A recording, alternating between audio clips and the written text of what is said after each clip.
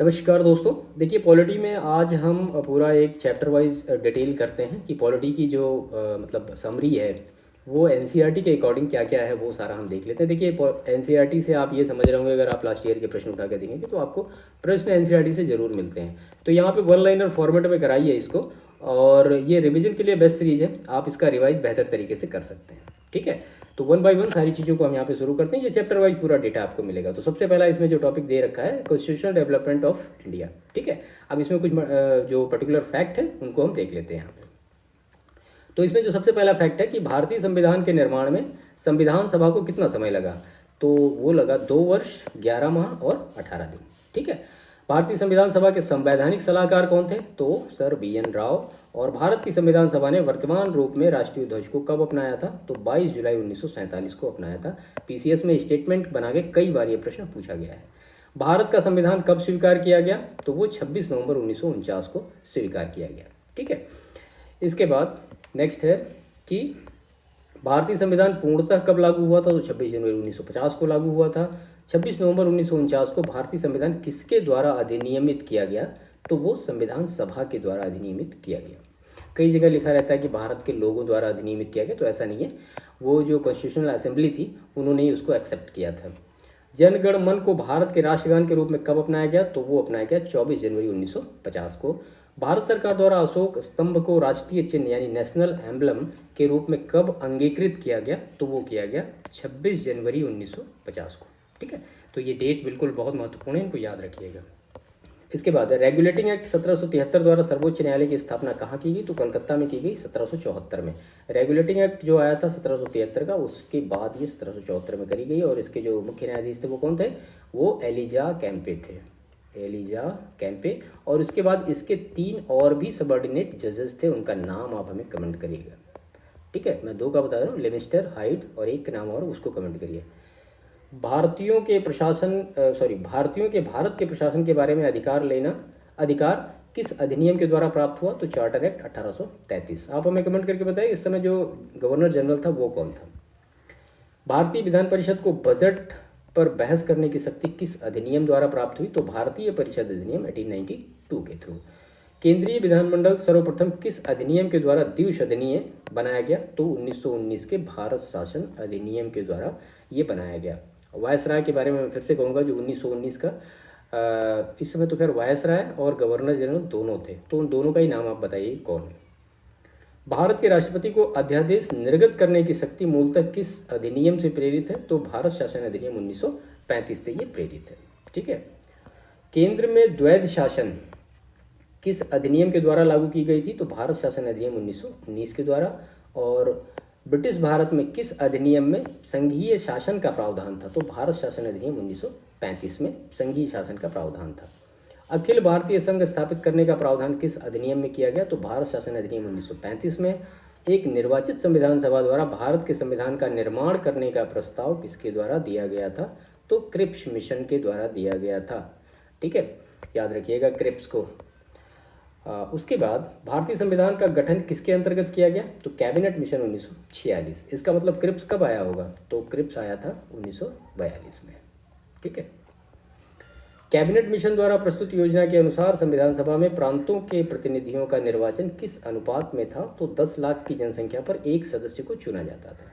भारतीय संविधान का निर्माण करने वाली संविधान सभा के सदस्यों का चुनाव किसके द्वारा किया गया था, तो विभिन्न प्रांतों की विधानसभाओं के द्वारा किया गया था।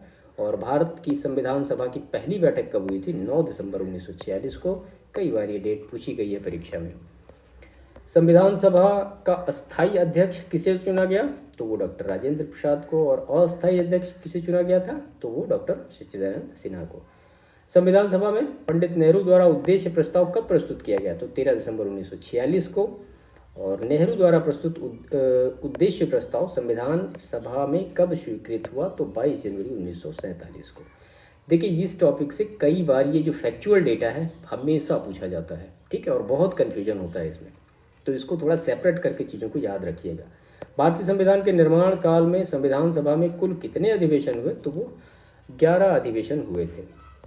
प्रमुख समितियां और उनके जो नाम दिए गए हैं, तो संघ शक्ति समिति पंडित जवाहरलाल नेहरू, संघीय संविधान समिति पंडित जवाहरलाल नेहरू, प्रांतीय संविधान समिति सरदार वल्लभ भाई पटेल, प्रारूप समिति डॉक्टर बी.आर. अम्बेडकर, मौलिक अधिकारों एवं अल्पसंख्यकों संबंधी परामर्श समिति सरदार वल्लभ भाई पटेल, प्रक्रिया नियम समिति तो ये डॉक्टर राजेंद्र प्रसाद, राज्यों के लिए समिति तो पंडित जवाहरलाल नेहरू, संचालन समिति डॉक्टर राजेंद्र प्रसाद और झंडा समिति डॉक्टर राजेंद्र प्रसाद। बहुत महत्वपूर्ण डेटा है ये, ठीक है, बिल्कुल रट जाइएगा। इसके बाद नेक्स्ट है इसमें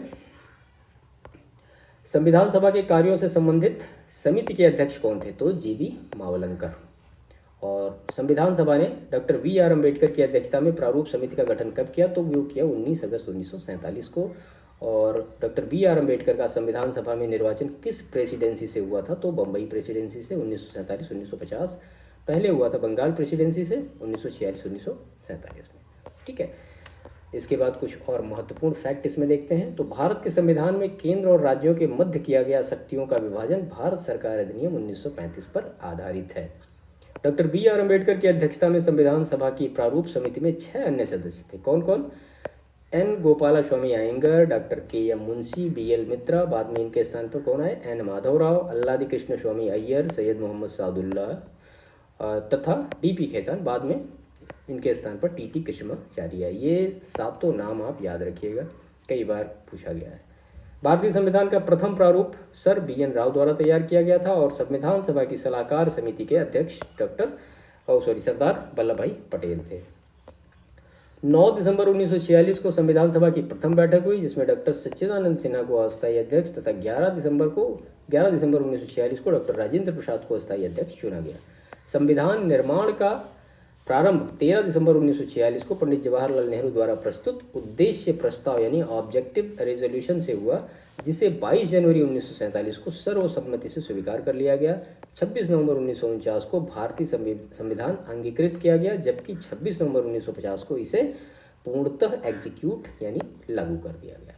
तो इस पूरे अगर आप टॉपिक की बात करेंगे तो महत्वपूर्ण फैक्ट आपको मिलेंगे सारे। यहाँ पे कुछ और भी महत्वपूर्ण फैक्ट हम देख लेते हैं कि स्वतंत्र भारत का पहला जो मंत्रिमंडल 1947 में बना था, उसमें डिपार्टमेंट का डिवीज़न कैसे कैसे हुआ था। तो जवाहरलाल नेहरू, इनके पास था प्रधानमंत्री, राष्ट्रमंडल तथा विदेशी मामलों और वैज्ञानिक शोध। उसके बाद सरदार वल्लभ भाई पटेल गृह, सूचना, प्रसारण और राज्य के मामले थे। डॉक्टर राजेंद्र प्रसाद के पास खाद्य और कृषि था। मौलाना अबुल कलाम आज़ाद के पास शिक्षा थी। डॉक्टर जान मथाई के पास रेलवे और परिवहन था।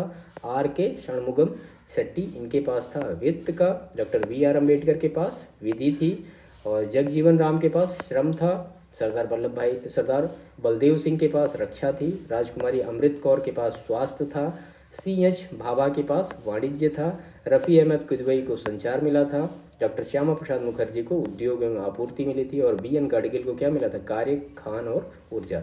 ये स्वतंत्र भारत का पहला मंत्रिमंडल का जो विभागों का डिवीजन है वो हुआ था 1947 में। कंफ्यूज मत होइएगा। इसके बाद जो अंतरिम सरकार 1946 में गठित हुई थी, उसमें क्या क्या था, तो इसमें जवाहरलाल नेहरू के पास राष्ट्रमंडल संबंधी तथा विदेशी मामले थे। सरदार वल्लभ भाई पटेल के पास गृह, सूचना और प्रसारण था। डॉक्टर राजेंद्र प्रसाद के पास खाद्य और कृषि थी। जॉन मथाई के पास उद्योग और नागरिक आपूर्ति थे। जगजीवन राम के पास श्रम था। सरदार बलदेव सिंह के पास रक्षा थी और C.H. भाभा के पास कार्य, खान और ऊर्जा था। लियाकत अली के पास वित्त था। अब्दुल रब निस्तार, इनके पास डाक और वायु। आसफ अली के पास रेलवे और परिवहन। C. राजगोपालाचारी के पास शिक्षा और कला। I. चुंदरीगर, इनके पास वाणिज्य था। गजनफर अली खान के पास स्वास्थ्य विभाग था और जोगेंद्र नाथ मंडल के पास क्या था, विधि था। ठीक है, तो ये दोनों थोड़ा सा इनको अलग अलग सेपरेट रखिएगा कि स्वतंत्र भारत का जो पहला मंत्रिमंडल 1947 में गठित हुआ, उसमें किसको किसको कौन से विभाग मिले थे, और जो अंतरिम सरकार का गठन हुआ था 1946 में, उसमें किसको किसको कौन से डिपार्टमेंट मिले थे। तो ये चैप्टर नंबर 1 का पूरा डिटेल था, आप ये कह सकते हैं पूरी समरी थी जो हमने यहाँ पे डिस्कस करी। ठीक है, और ये पूरी NCERT की है। बाकी और भी कुछ ऐसे फैक्ट हैं जो इंपॉर्टेंट है, जो लास्ट ईयर परीक्षाओं में पूछे गए, उनको भी हमने यहाँ पे शामिल कर रखा है।